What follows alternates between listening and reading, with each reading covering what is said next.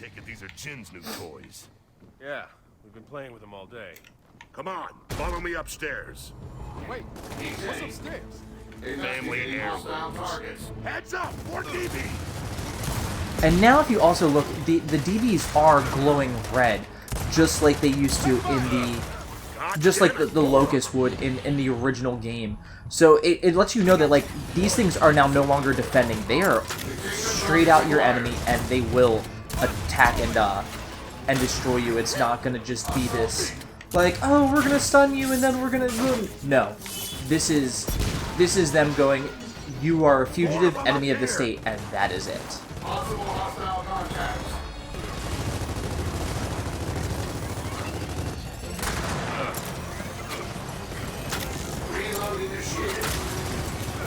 God damn it.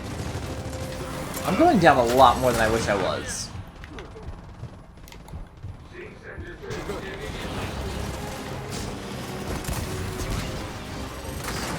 Unit relocating now. Unlawful citizens acquired. There we go.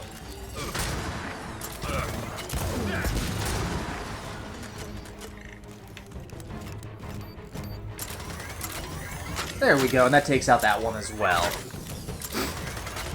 And one of the things I also enjoyed is it doesn't feel like they wear out the surly old veteran.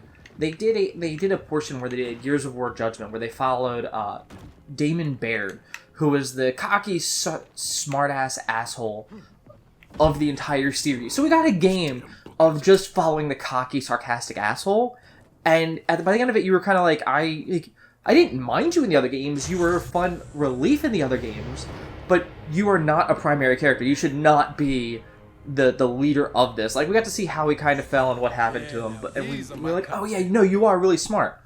But that was it. And then you were like, eh. You kept our honor. I knew you'd be back. Probably. I knew I was going to have to bail you out of some shit again. And we get to see here the difference between the old armor and the new armor. And we also get to see kind of like a gearing up thing as they like strap things onto it.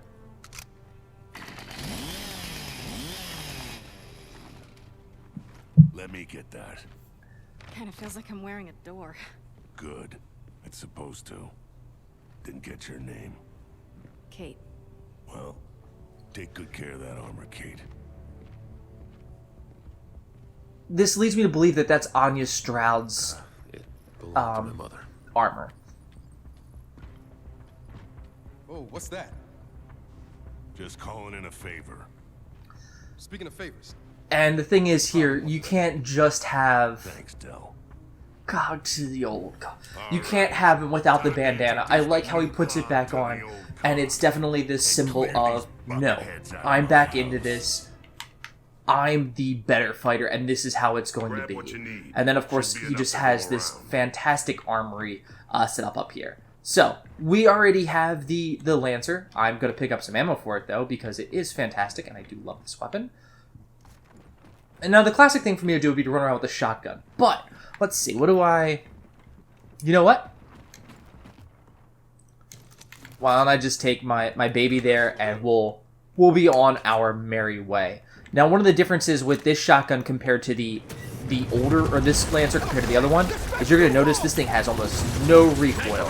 It doesn't quite do as much damage as the Retro Lancer, I think. From a gameplay standard, that is just to go ahead and even it out, so that way you're not having people around with this laser hyper accurate, this laser accurate assault rifle. Oh, just blows up the truck. God damn it! I just tuned it up! Alright. So one of the things here that we do get is Marcus kind of does these call-outs that are a little bit funny, I think, trying to break the serious moments there, especially since he's supposed to be a little bit grizzled and out of it. And now he's playing a couple roles here because his, JD here is definitely the leader and kind of fills his role, and we feel that he is very intelligent, but you never feel like Marcus isn't intelligent either. And in the first games, they did a really good job of explaining that, even though he's just, he's the grizzled the grizzled sergeant of the series, the disenchanted criminal of war for something. We're not really sure what he does in the first game. All we know is that he's broken out of jail, and that they're saying the situation is so bad they need him and they can't leave him. Need some help here! Good save!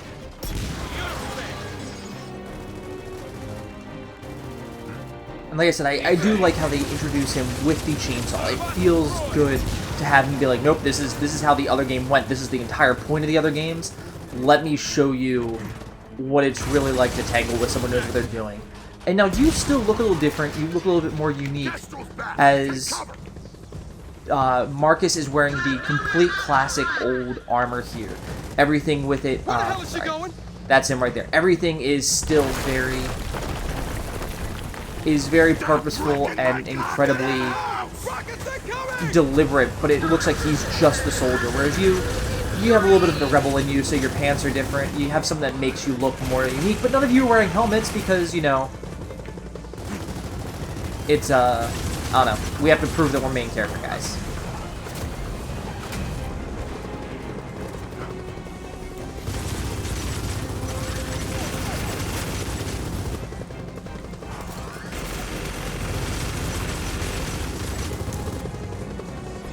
Watch it!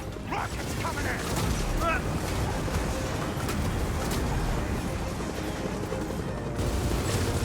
Yeah, you almost got her.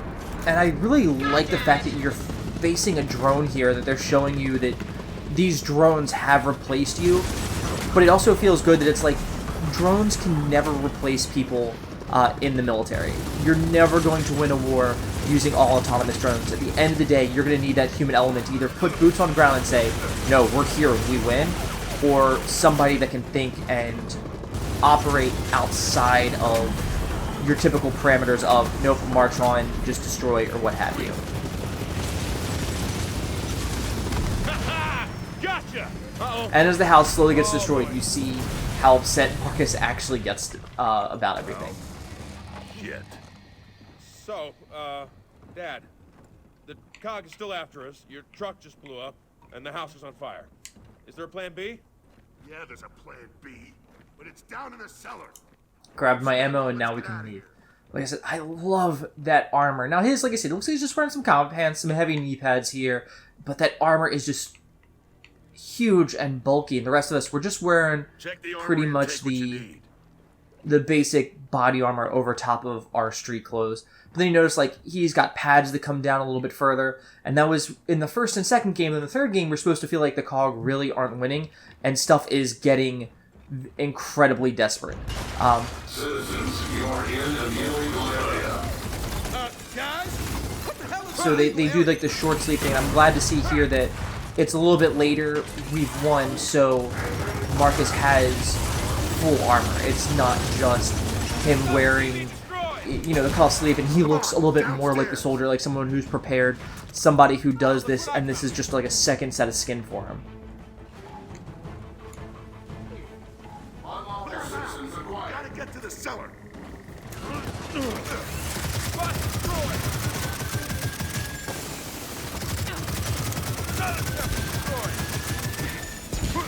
Guys, this place is coming down.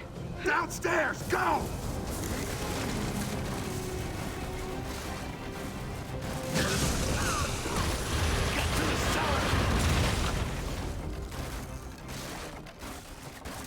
Oh, that was close. Dad, what I just love all the guns just hanging around, like almost the conspiracy theorist kind of nut. He's like, you even say, like, who builds escape tunnels under their own house? Why did you build this? For emergencies, I'd say this counts. Yeah, well, you could have finally fixed up the outside instead. A lot of good that would have done now. Guys, stop it. How about we talk about, well, I don't know, the monsters that just ran off with all our friends? As soon as we get out of here. So, and we kind of get the back and forth of father and son, like I said, the disapproving parent here, and it lends a good dynamic to their relationship, and I actually really enjoy it because it's it's a nice contradiction because you hear Marcus's voice and it's just deep With any bag of luck, day Jill smoker. think we didn't make You it know, out of the I'm just house. what we're gonna do. We're gonna handle the Still got some situation. property. Then we'll handle it. But here, there's a level of caring and parenthood. Like, we've all had that conversation. Like, I told you not to do this, and what you did it anyway. I told you not to do this, and then you did it. So it feels really good and like an actual conversation that people would have. Like, I've had my parents do that. I know I've had my mom, Said. I'm not gonna say necessarily talk down to me, but talk sternly to me in a similar nature. All right. Looks like we lost him. Let's cut through the garden.